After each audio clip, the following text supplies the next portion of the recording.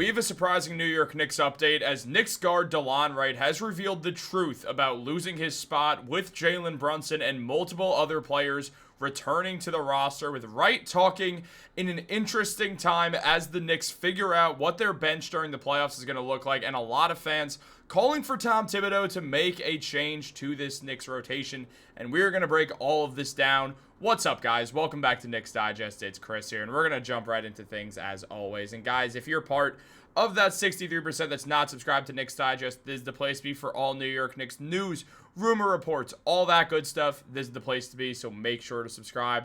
But also, let's jump into this video. We have a lot to discuss. It's Delon Wright, who is playing quite well for the New York Knicks, has revealed the truth on how it felt to get benched after really playing quite well for the Knicks and trying to prove that he does belong in the team's rotation.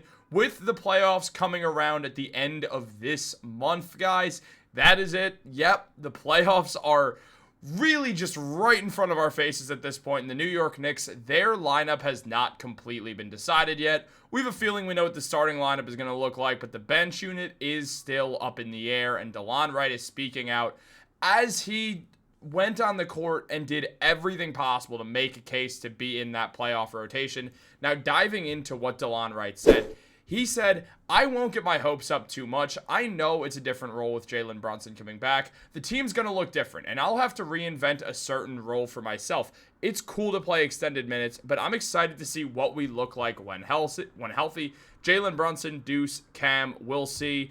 I really didn't think I would ever get this chance, especially with not playing the first 15 games I was here, but injuries happened and I got a chance to play. It was cool." So Delon Wright, being the consummate pro that everyone knows him to be, it's one of the reasons why the Knicks wanted him. He's just a professional. He's done this before. He's been a professional for a while, been on multiple different teams, successful and not successful. And the Knicks wanted to add a good veteran. It's one of the reasons why they made the trade. Now some people were confused by it, and I honestly thought the Knicks would not have Delon Wright around. I thought they were going to end up waiving him for Moses Brown. I still think the Knicks could end up waiving someone for Moses Brown. I don't think that's out the window yet. So there is some moves that could still come for the New York Knicks at the very end of the season. So this is not certainly the final roster that they have, but Delon Wright did everything to show that he belonged on this roster and arguably deserves playoff minutes off the bench for the New York Knicks, which nobody would have seen coming just a few weeks ago. So obviously a great job done by Delon Wright, who played really well in his time with the Knicks. I mean, as a starter in the 5 games that he played, he averaged around 10 points per game, 3.6 assists, 3 rebounds in those 5 starts. And look, he was solid. The shooting numbers were solid, shooting 50%, and then shooting quite well from 3-point range as well. Delon Wright was good, playing excellent perimeter defense on top of that, having a good true shooting at 60.4%. So good job by Delon Wright for sure, trying to show that he does deserve playoff minutes for this Knicks team. Having 3 games where he went into double figures. In the 2 games he didn't, he had 7 points, both of which he didn't shoot terribly either. So, you know, not a bad showing by Delon Wright with his time on the New York Knicks as a starter, getting real minutes. But with Jalen Brunson, Deuce McBride, and Cameron Payne coming back at the same time, it did make things a little bit difficult for Delon. I mean, obviously Brunson's going to start, no doubt there, as we know. But on top of that, then you look farther into the Knicks bench, you got a guy like Deuce McBride, and I'll explain why Mitchell Robinson's in that image later. And on top of that, you have Cameron Payne. These are guys who have all been featured heavily with the Knicks. I mean, you look at the Knicks bench right now, and it's not clear who's going to be in that final playoff unit. And Delon Wright really, really wants to be, obviously, but he's made a point to say, I sacrificed myself on the offensive end so I could play the defensive end to a high level. Sometimes I do want to score more, but I've got to put my energy on the defensive end until I get into better shape. But yeah, that's what I want to bring. Defense to this team. Other guys' roles are to score, and a guy whose role is to score specifically, Karl-Anthony Towns, said that Delon Wright's been fantastic, and we expect nothing less from him. He's been doing that for his whole career. He's built for these moments, and he puts the work in. It's a testament to his professionalism and who he is as a player. So Karl-Anthony Towns, one of the best players, the second best player on the New York Knicks, who's been absolutely fantastic this year.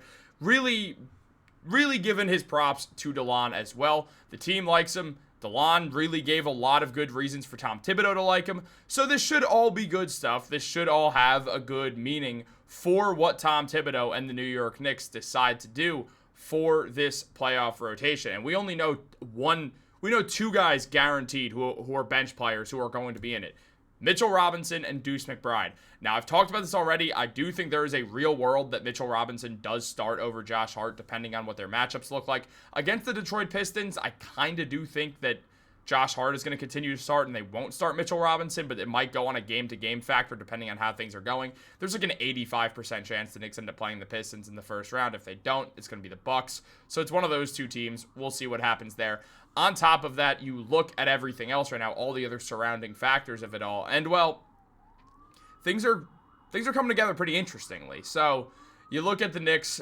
If they beat the Detroit Pistons, which I expect them to, or the Milwaukee Bucks, which I also would expect them to, they would play the Boston Celtics in the second round. Having Mitchell Robinson start would be able to help them a lot because Porzingis has struggled as the sole big man on the court. And if you hear the siren outside, that is because it's going to be an emergency in Boston with the way the New York Knicks are shaping up with OG Anunoby and Mitchell Robinson both balling out on the defensive end and OG averaging 28 points per game over his last 10. So it's an emergency up in Boston. They're getting a little bit nervous, especially if the Knicks run a two big man set with Cat and Mitch out there together and you make Porzingis struggle down low. The Knicks would get a bunch of offensive rebounds, and also on the other end, the Celtics wouldn't be able to drive willy-nilly and make the Knicks collapse, which leads to open threes because the Celtics shoot as many threes as humanly possible. So they could glue up on their guys and have Mitchell Robinson be that safety valve down low. Yes, I do know the Knicks are 5 out, but there are ways to manage around that, especially if you have Karl-Anthony Towns on the floor as well. There's just a lot more big man help, and there's easier switches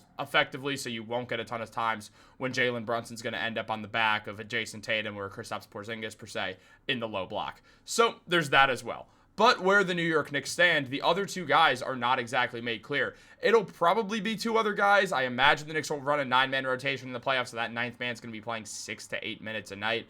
And right now, I would say the favorite for it is Cameron Payne. I think Landry Shamet is going to be getting more minutes than Cameron Payne. I imagine Landry Shamet would be the 8th man if they go with an 8-man rotation. And either way, Shamet's played himself into the role.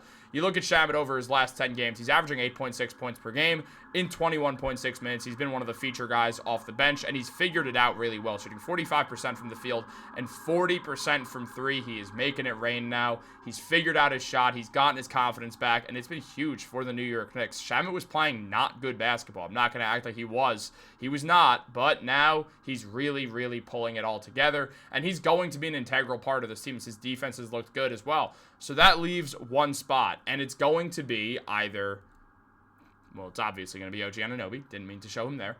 It's either going to be Cameron Payne or Delon Wright. So that makes things very interesting to see where the Knicks would go with this unit. And it's close. I mean, you look at Delon Wright's stats for the season, and they're not as good. He's putting up 3.2 points per game, 1.7 rebounds, and 2 assists, while shooting 34.7% from the field and 29% from 3. But again, we look at the numbers when he was a starter with the Knicks, putting up 9 points per game, really 10 points per game with 10, 3, and 3 with much better efficiency as well. That's really what the Knicks are going to focus on. They're not going to focus on what was happening in Milwaukee with him.